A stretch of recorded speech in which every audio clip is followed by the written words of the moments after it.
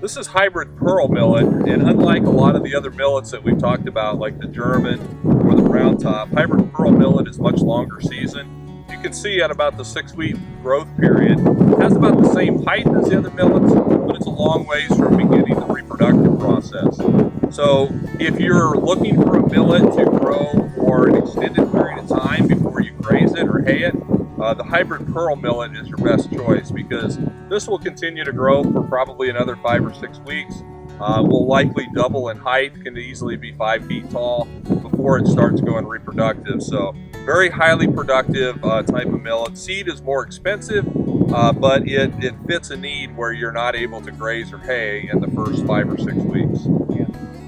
This is a plant that really is comparable to sorghum sudan as far as its ability to produce tonnage. It's not quite as good under most situations, but it does have some niches where it is superior to sorghum sudan. One of those is on soils subject to iron chlorosis, where sorghum doesn't produce well.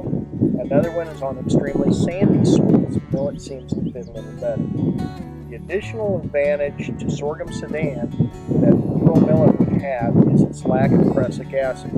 So in a grazing situation, where you're not going to rotationally graze, manage regrowth heights, there's other things you need to do with sorghum sudan, this might be a good choice for you. One thing to keep in mind if you're looking for grazing deep into the winter, like November, December type grazing, where this might freeze out in October, millet probably doesn't hold its nutritional value quite as long into the winter as sorghums do. So we would prefer a sorghum if you're going to have standing grazing deep into the winter, but the millet is certainly an excellent choice for grazing at around the time of the first frost or shortly after.